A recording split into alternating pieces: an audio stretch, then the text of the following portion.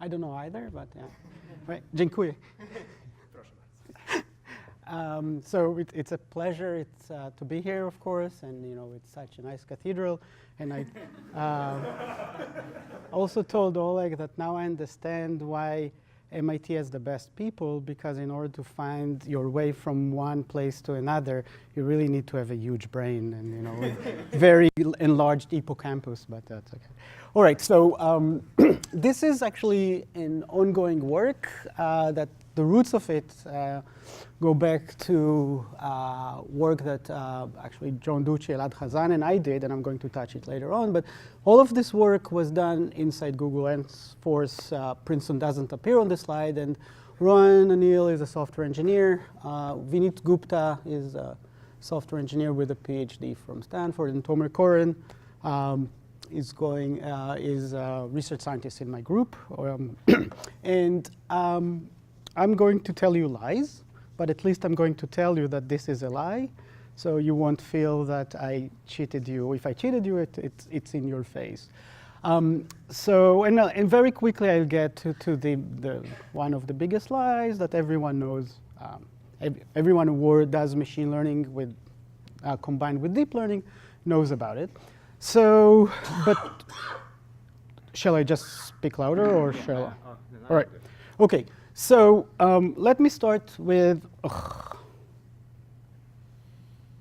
setting just the setting. So this is 2019. We talk about deep network.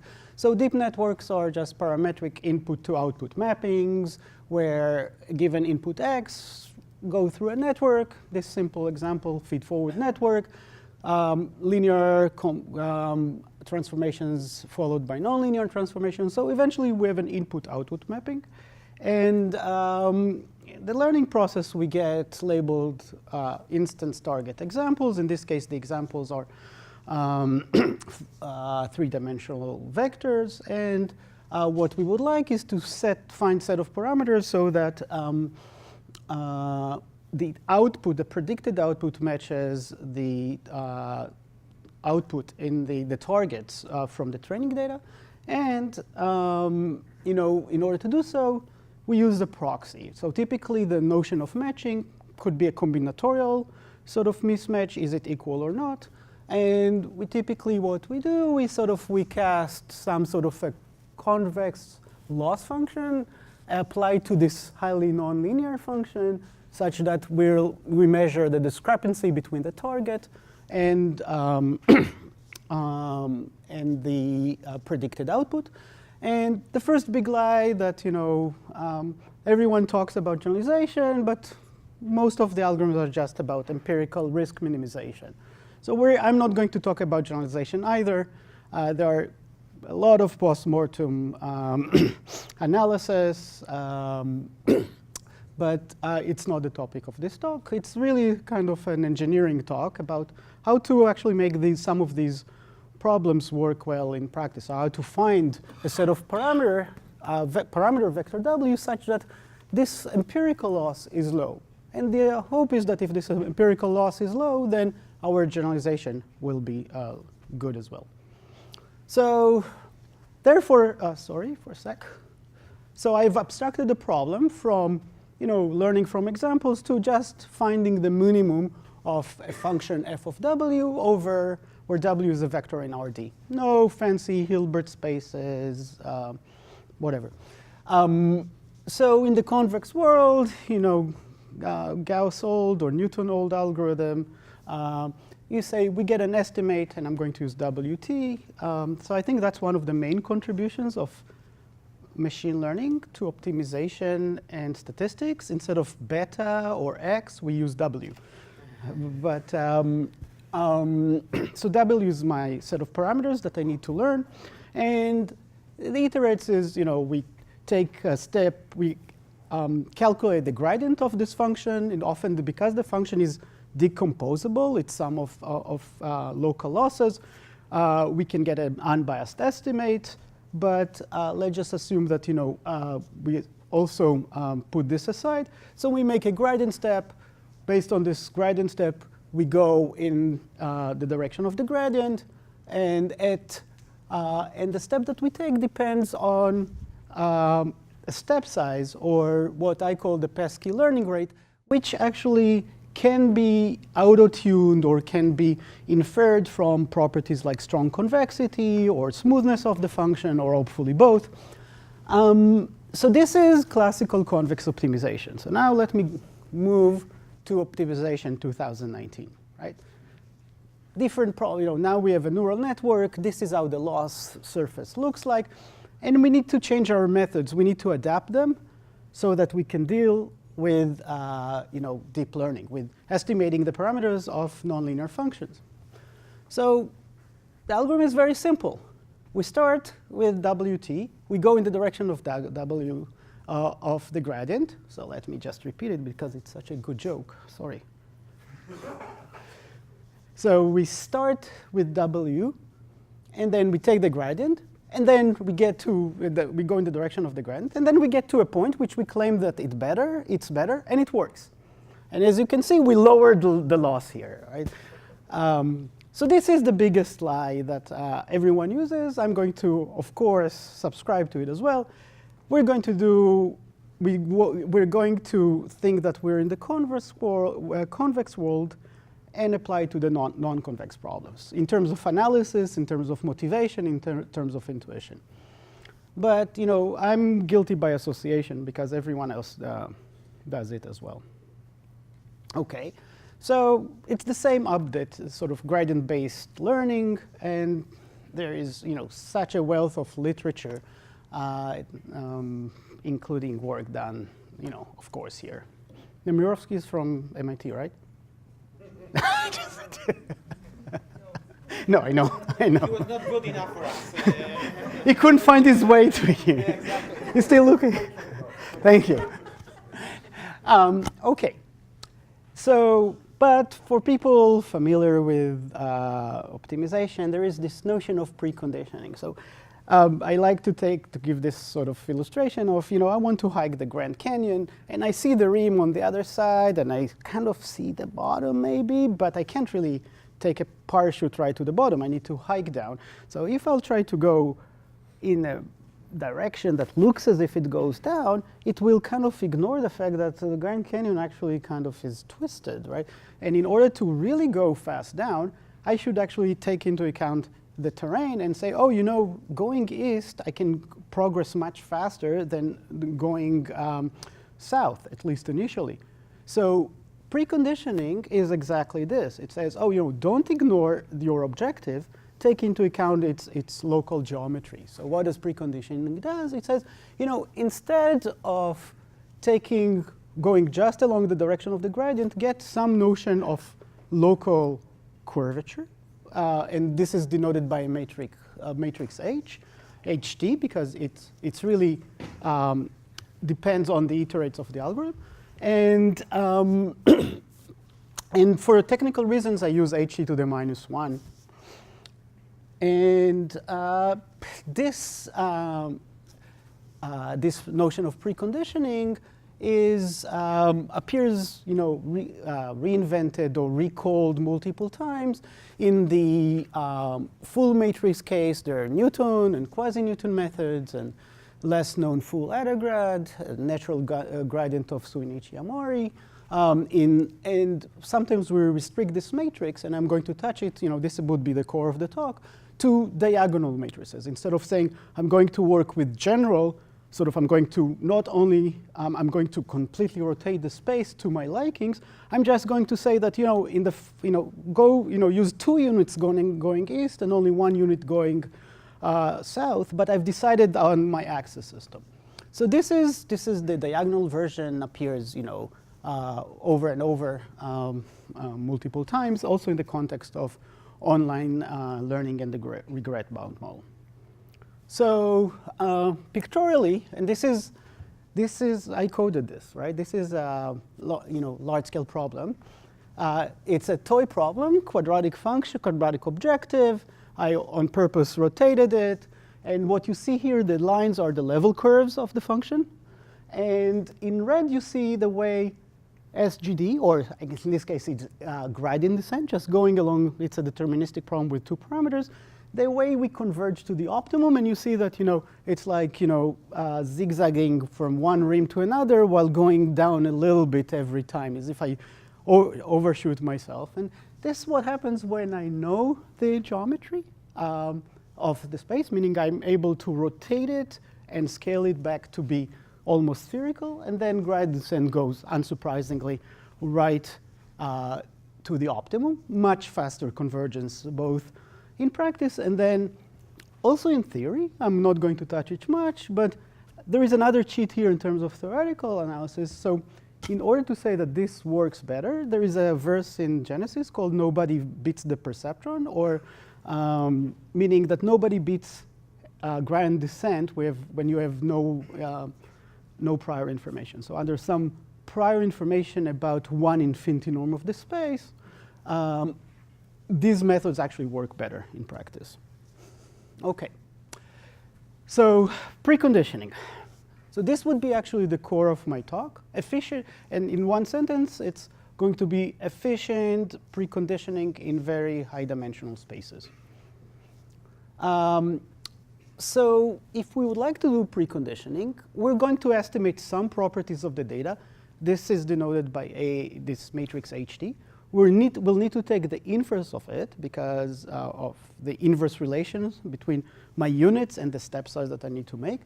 And therefore, there is a clear caveats. It would require d cubed time, unless you assume that matrix inversion is d squared. Computing SVD in some cases, and moreover, it requires these squared spaces. So if I work with models that have billions, literally billions of parameters, I cannot afford maintaining this sort of correlations or any kind of second order statistics. So this is one of the reasons why diagonal preconditioning, by restricting myself to just scaling the space and not rotating it as I'm trying to find the basin, is used so often. So today can be summarized by this picture. As Ankur, I listened to two of his talks, as he says, if you understand this slide, you can ignore the rest of the talk. So you said it. So this talk is really about two steps. One is trying to make this full matrix, and I'll also explain what does it mean full matrix preconditioning in the context of stochastic optimization. Try to make it efficient and practical by interpolating between the need to just constrain ourselves to the diagonal, having memory and time requirements which are linear in the dimension of the problem, versus this full matrix preconditioning, which is cubic in time and quadratic in space. And the second one would actually go beyond. It will be sublinear in space. So this is the extreme case when we can't even afford really learning what is the right scale of the problem as we estimate the parameters. We actually need to become sublinear. OK. So part one. I'm going to introduce an algorithm called Shampoo. And the reason it's called Shampoo, I'll give an answer to that at the end of the talk. It is basically preconditioning that is more expressive than using a diagonal matrix. And it's inefficient, and it's easy to apply and works well. So my starting point, I'll have to go back to the work that I mentioned.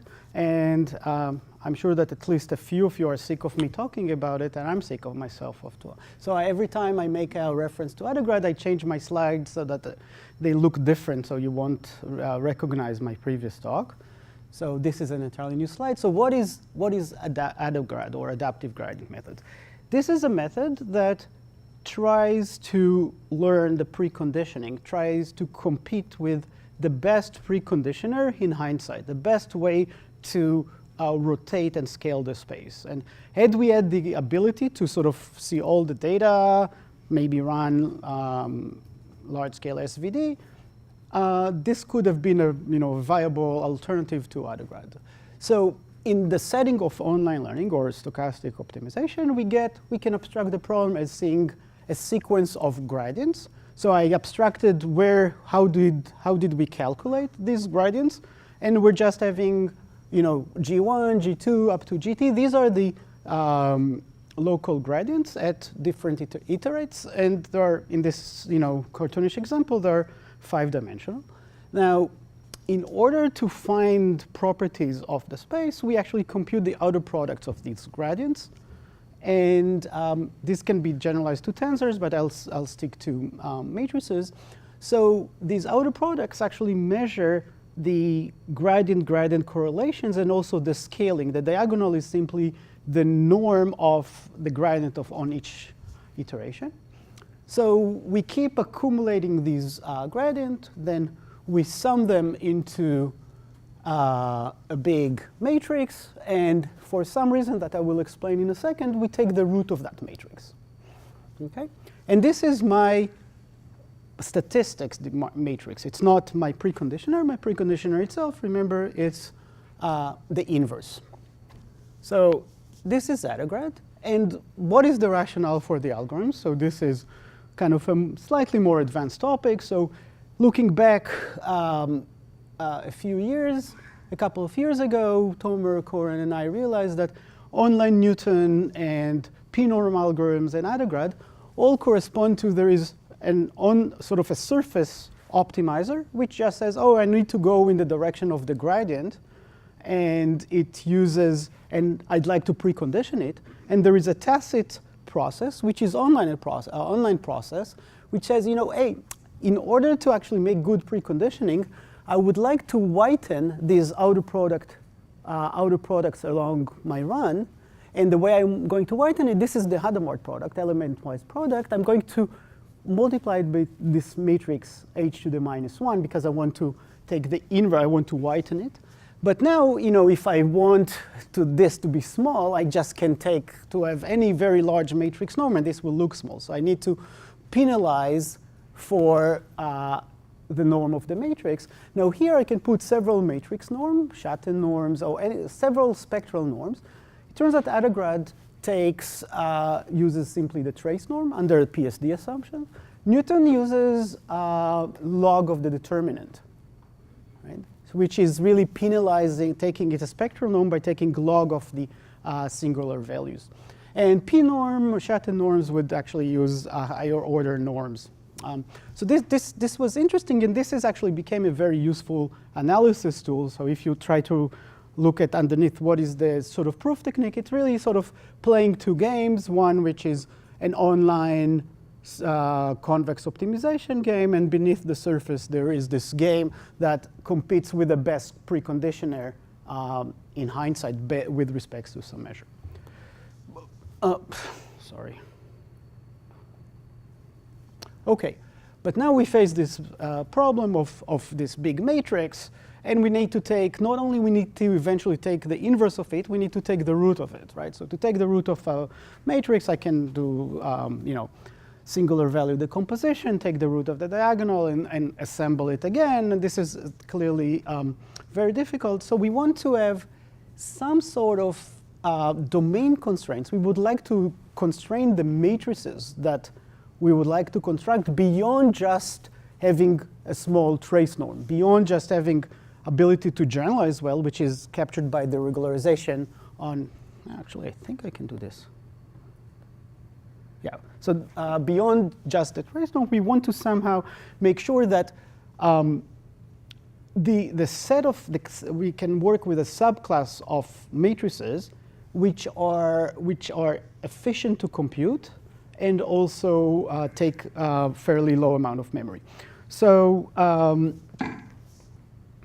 so one option is to have low rank. Doesn't help me much, actually, because I will have to go through some sort of computation which is inefficient, and it doesn't say much about the inverse. Sparse is even worse. The inverse is going to be dense. Sparse plus low ranked is, of course, even worse. And one actually direction which is very interesting is cached versions. And I'm going to touch it very briefly, but this is actually a very nice open problem for people at the intersection of TCS, and optimization. And then, you know, we want something practical, of course. So this is the topic of the talk.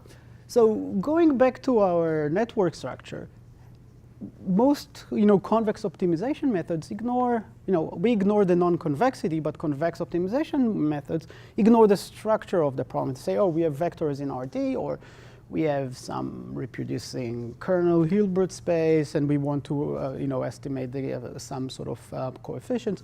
But in practice, the data is composed of subblocks, or sorry, not the data, the parameter space. So for instance, if we have a matrix that basically weight matrix that takes the output of one layer, performs a linear transformation by matrix multiplication that gives us the input to the second layer, then this matrix is a matrix. It has a structure. So therefore, this is my failed attempt to draw a gradient, but the gradient itself is a matrix, right? So now if we just ignore the structure and we have, you know, 500 by 800 parameters, we're going to deal with this, you know, 50,000 by 50,000.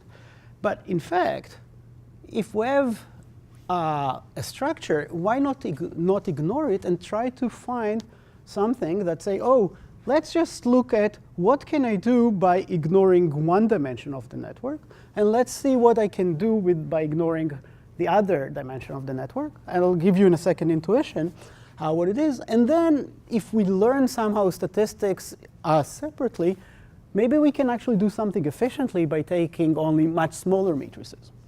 So what is this? How does this intuition translate into actually a neural network? So think of, you know, I'll use the term neurons. So you have output neurons, and you have in one layer, and target neurons in the next layer. So each output neuron has weights. And suppose I say ignore the fact that it's a bipartite graph. Let's just look at the outgoing weights completely independently, and let's just try to precondition the direction by which we adapt for each output neuron. Then each input neuron also has a set of weights that are only that. Let's ignore the fact that these weights, each weight, also appears as, you know, an outgoing edge from an output neuron, and let's just do them separately. So L is the weights per output unit by looking just at the outputs, and R is the weights, are the sort of statistics for each incoming neuron. So this is actually a very nice intuition that we gained. And then this structure, although it's nicely mapped, this is Google's latest TPU. I think it helps, you know, it pays my salary, so I'll put it here. So it's not just, you know, in neural networks, in matrix completion, in similarity learning, in multi-class categorization, there is at least a matrix structure, if not a tensor structure. So this is a main primitive of machine learning. So even if you don't do deep learning, you still do large-scale multi-class problems. It's very useful. So what is this pragmatic constraint? So at least sort of formally, what we do, we say, oh, instead of looking at all possible matrices, the fact that my gradient now is as a structure, I'm going to look at a set of matrices which are Kronecker products of left and right matrices, each of which is PSD, because I want, you know, all the good properties to be translated. So the nice lemma about it is that if we do the following, if we have the original problem, so this is what I call the full AdaGrad. Let's get to R in a second. Then I can construct two matrices. This is the right multiplication. So now this one, I just vectorize the matrix. So G and G are just vectors representing the matrix.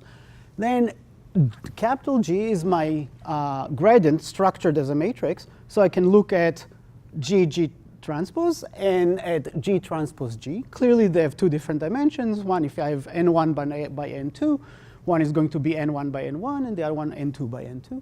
And then in instead of taking the root, where the root actually comes from, you know, it's the derivative of the trace in this sort of equation that includes also the whitening, I just need to take instead of a root, I take 1/4, a quarter.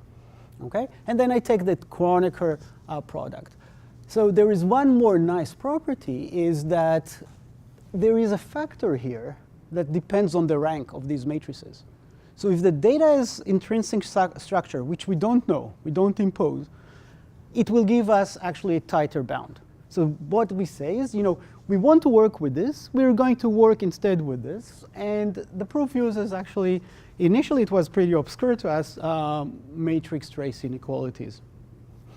So in terms of the Kronecker product, it simply means that, hey, let's take the left and the right, which we can do efficiently and store efficiently.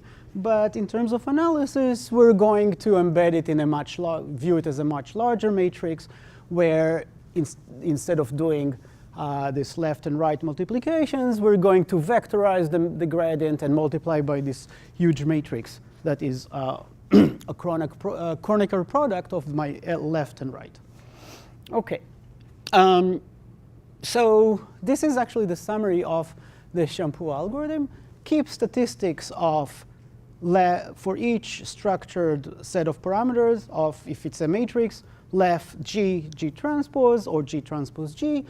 We don't double the space, because now it's much, although these are matrix multiplications, the amount of storage is much smaller. I'm going to touch it in a second, and then continue with this update. So, and the theorem says that you simply, if you look at most of the online regret bounds, there is, at least for optimal regularization, there is some notion of the norm of the gradient. So think of this product as the norm of the gradient. And then we get something that depends on the rank of the matrices. So actually, if we have structure to the data, we can actually do better, even without knowing about it, in terms of rate of convergence and regret bound. So low rank of the GTs give us implicit structure and better bounds. OK. So what do we do with high-order tensors, and why should we use high-order tensors? So you look at convolutional nets for vision. You have X, Y. We call them input channels, output channels. So you have naturally 4-dimensional tensors packed as your set of parameters. So then we would like to kind of shampoo every separate dimension separately. So there is a very simple tensor generalization for this, which you can potentially imagine. You just say, OK, let's take one dimension, vectorize the rest of the dimensions, so that it looks like a matrix, and all of this sort of not that complicated. It says, just make the rest of the dimension behaves like a vector, and the dimension you're interested as a vector, and now talk about multiple outer products. And in fact, the fact that we factorize it, you look at, we take root of 1 over 2k, means that actually for high-order tensors, we get actually more stable preconditioner rather than less stable, which is actually a good property. People work with tensors say, oh, it's problematic. In fact, the fact that we know that there is structure to the data, that X behaves differently than Y, say, and the input channels actually gives us information that is very useful pragmatically. Okay, and this is the code, right? So it's not fair because it's Python and it's unreadable even after an hour after you wrote it. But it just says, this is real code. And if you go to open source TensorFlow, this is, I think, no, this is, yeah. No, this is the NumPy version, sorry.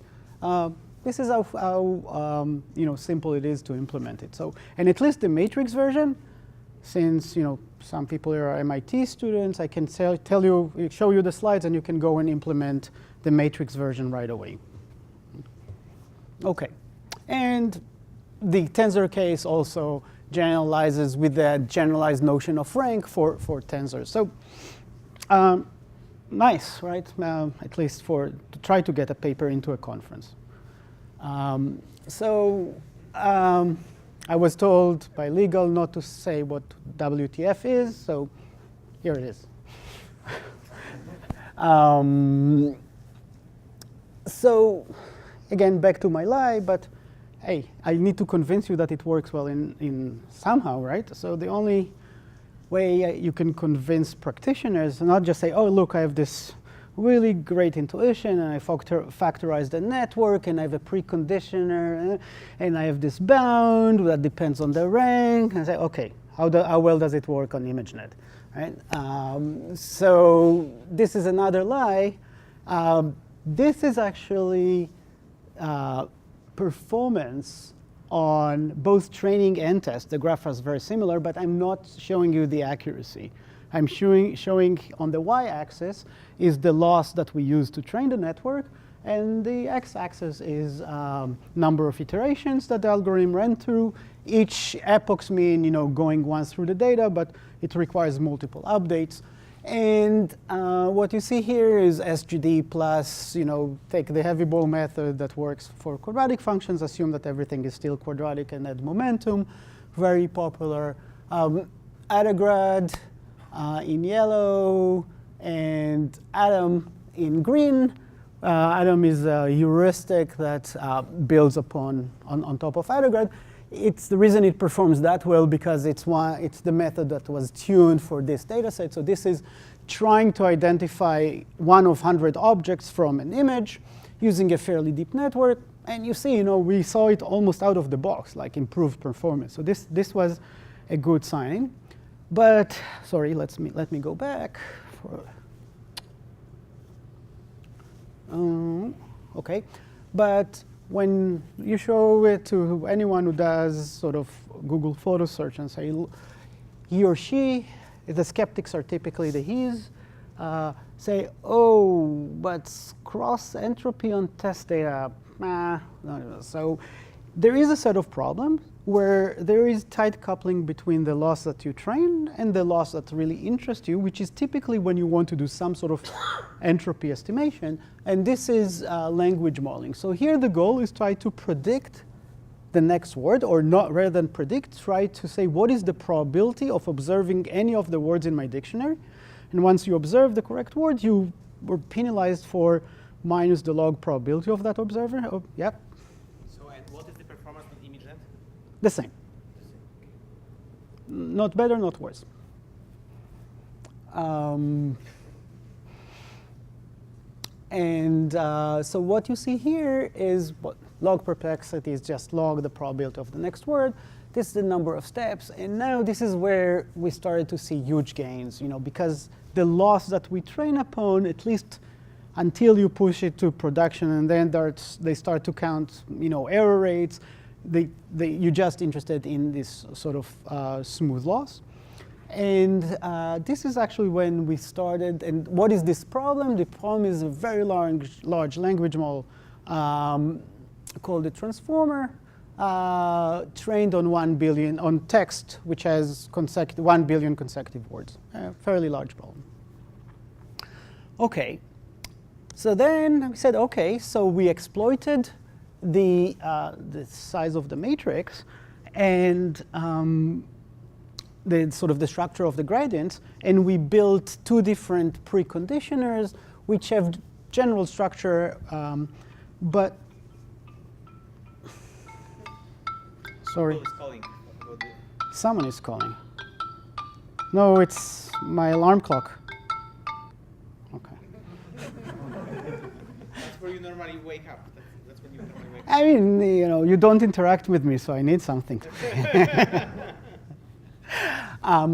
So why not take the idea, we thought, maybe we can take the idea of, restricting not only to a Kronecker product, but also to diagonal case, and maybe we can do something, with this structure, and which means that, instead of having m by n memory, we can actually go to, really be sublinear. If, this is a matrix of, m equals n squared, we need 2n memory. In the case of tensors, we'll need kn memory instead of n to the k.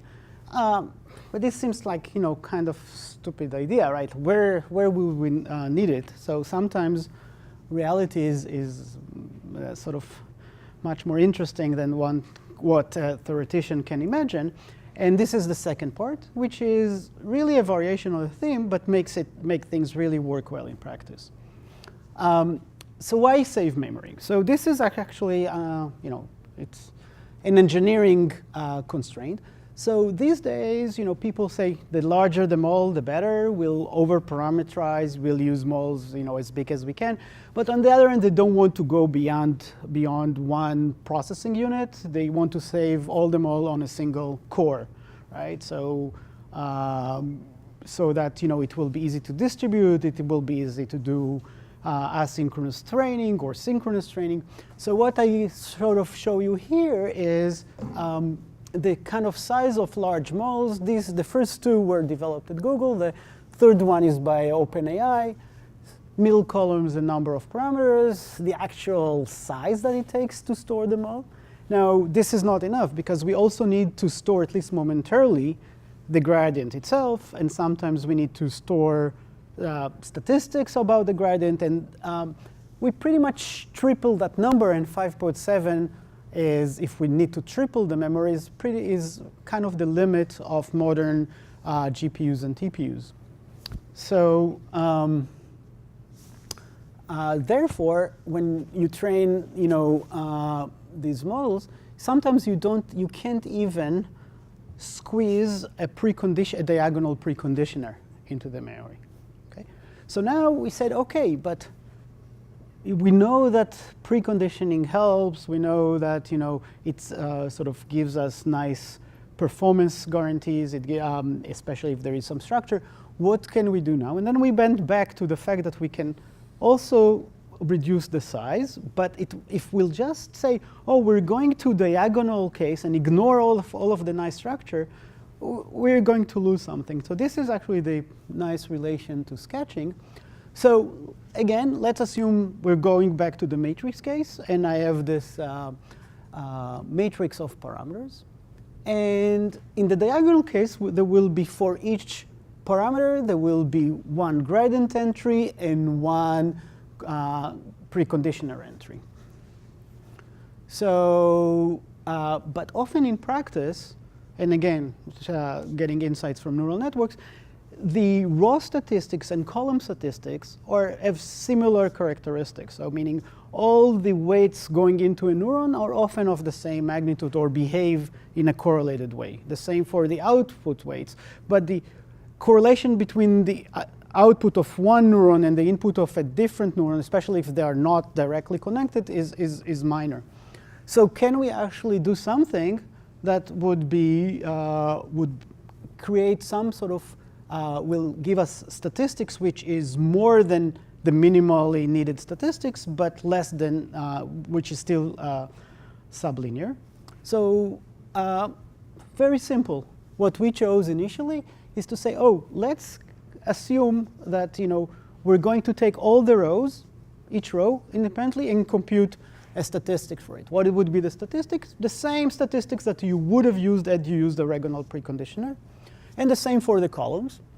And so there is some function of the statistics that we compute. And then if we can, now every entry in the matrix appears twice in two different random variables. Now we need to somehow to combine them. And in order to do so, so what we get is a compressed preconditioning. So in fact, it's related to sketching. We're just going to sketch, but in a structured way, in a predetermined way, the statistics about gradient correlation. And all we need to do in order for the analysis to work is to show that the new preconditioner is PSD with respect to the true preconditioner, okay, the one that we don't want to compute. So this led us to SM3. This is not my joke, unfortunately. It's a variation on EXP3, and well-known algorithm for bandits. So what we do here is what we do, and we can prove that it still satisfies some guarantees. Instead of, so suppose we have a set of parameters covered, and we want to calculate the gradient or sort of the gradient squared for these parameters. Instead, we're taking just the maximum over possible gradient, and we store it as mu j. And we do the same for the columns and for the rows. And then, in order to calculate, so this actually reduces the storage a lot. But since we need to, in any case, to multiply it by the gradient, and we can do computation which scales linearly in the dimension of the problem. So now, in order to get a better bound, we take the minimum of the two statistics that we've kept. So this is kind of remotely related to count mean. But here, we're not interested in counting. We're really interested in sketching the possible values for the gradient correlations. One comment is that these sketches are changed with time. So it might be that the argmin of the first iteration was the second entry. On the next iteration is the seventh entry, right? So it's not a fixed because the mean and the maxes are going to change over the course of the algorithm. So this is the algorithm. This is the pseudocode. It's, again, don't even try to look at it. But it just says that, it's a practical algorithm. I can take these mu's and convert them into m's, and it's going to run in Python or in PyTorch. And it works with any cover, not necessarily overcomplete cover, not necessarily columns and rows. And this is actually an interesting problem. How do I know how to group sort of parameters so as to get tight sketching of statistics in order to do better learning? There is some related work. So just results, and I'd like to wrap up because my alarm went on. So here is a real problem. This is English to German and English to French. This is these are the models that are used for translation at Google, at least for large-scale experimentation, using two models called Transformer and Transformer Big. You can actually go and download these models from the web. You can retrain them, or I don't know whether we also give pre-trained networks, but these models are not secret, right? So they're actually, you can build your own machine translation from Hebrew to Polish. It's not going to work, but yeah. The shticks are the same, right? And what you see here is, that we got almost out of the box. So it doesn't really necessarily, there is always the graph that, I can actually try to, the graph, sorry. Yeah, never mind.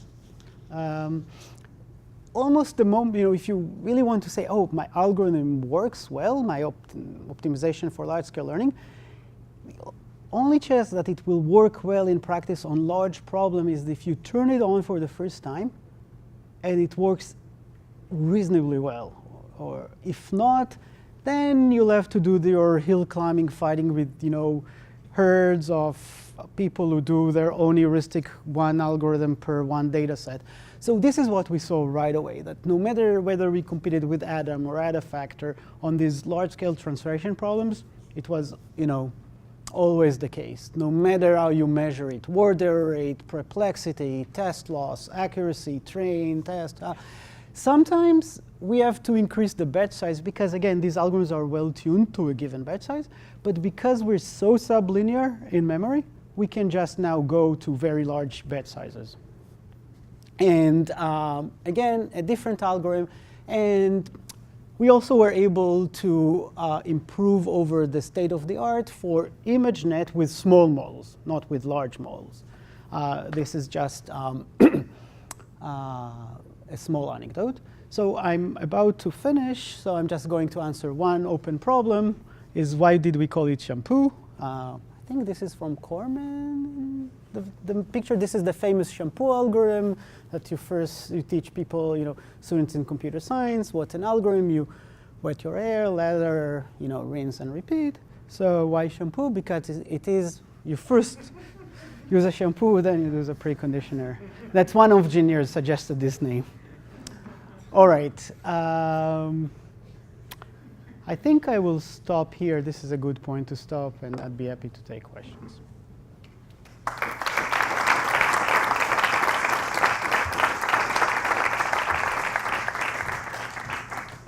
Questions to Yoram? So you said that the preconditioner can be thought of as, let's say, natural gradients. Nope. No? No. Okay, so but the question is, why do you think this particular choice of preconditioner could accelerate the optimization? Why do I? Why do you think the sum of past gradient altered products can accelerate optimization instead of just using like identity, for example? So why is it better? No, as I said, nobody beats the SGD if you have no prior knowledge. So the original, I'll give you the original motivation from AdaGrad. John Ducci and I looked at text data, and you see that often you have very infrequent words, but whenever they appear, they're very informative. But now if you use simple gradient-based techniques, the solution is in the span of the examples. So in order to give high weights to infrequent words, so think of a word as one entry in your parameter vector, you need to actually go multiple times through the examples. But instead, if you have a private learning rate, private step size, so then you can actually converge much faster, not in terms of the rate of convergence, but in terms of the constant. The constants now become, instead of L2 constants, they depend on the one norm of the examples and the infinity norm of your parameter space. So if you in really high dimension and you have very large rate, and you're searching in a very large space, you'll converge better if you look at one infinity properties. So the answer is the geometry of the problem. If the geometry doesn't tell you that, then don't use it. The other issue is that natural gradient, K-fac, all sort of heuristics look at the second derivatives, not at second order moments of the gradient. In second derivatives, the Asian is not non-definite, it's very noisy, you fall off the cliff and you crash into a very bad local minimum. Any more questions? I'm going to answer my question, but I was wondering if your use is also some sketching that actually easy. So we don't work with Asians, but we started thinking about sketching, that then you kind of, if it's a fixed sketching, you confine yourself to a predetermined random projection, and it's not necessarily a good one. So there was work on trying to sketch it. Student Ludwig was your student? Ludwig. Yes, And Piotr. Okay, so there was an attempt to sketch the top layer of a network on the fly, and it was very large scale engineering effort. It took one of MIT's best students plus Kunal Tawar from our group, who is also quite good, and they couldn't get decent results. I mean, it worked almost as well as any other heuristic. Any other questions? So I'll ask you a question that you will not be able to answer because no one can. No, I love these kind of questions. No stress.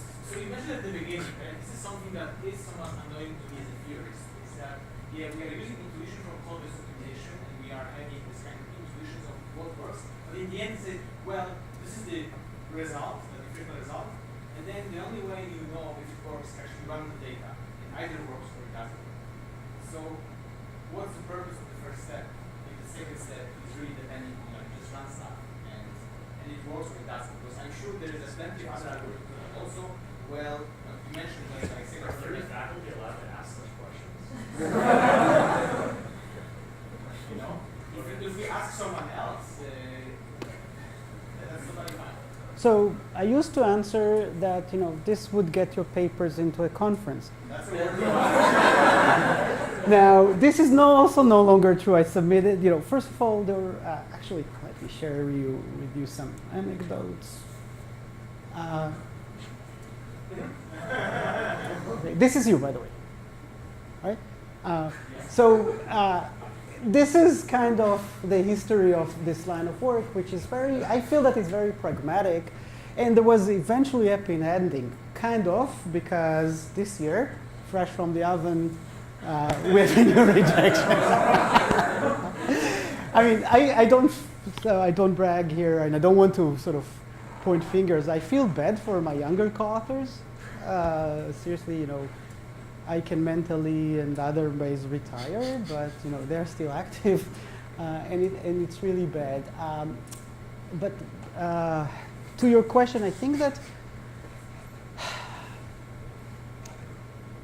I run simulations when I use mildly non-convex problems, and I would view this as a litmus test. If something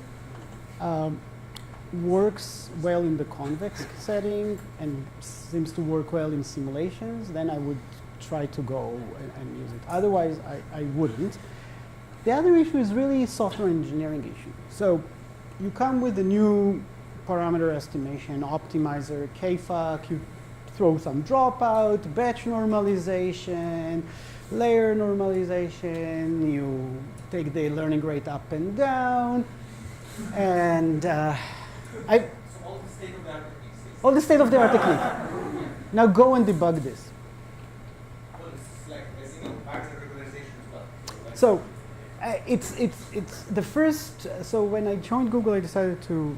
It was my sabbatical. I decided to be a software engineer for a few years. I worked in search, and first thing I did was convex, and it worked. Surprisingly, I was lucky there, not smart. But people ask me, how do you debug it? And you look at, and you need to write unit tests to test your code. That if it breaks, you search for MIT and you won't find it. It's not that it's a big issue, but. So my software engineering, I actually was testing for regret bounds to hold in the worst case, settings, right? So when my code broke and it was production code, and someone went and blamed me, I say, okay, let me turn on all these unit tests. Not my fault, right? So for me, it's a good way to reason about the quality of the actual software that we write, And I used to write in C++. Now it's Python, so it's not clear, but I think that from software engineering perspective, having principled, rigorous analysis is something that I'm personally not willing to give up on, even if I'm going to tell you that I'm going to lie later on, but at least I can test it on these sort of control cases.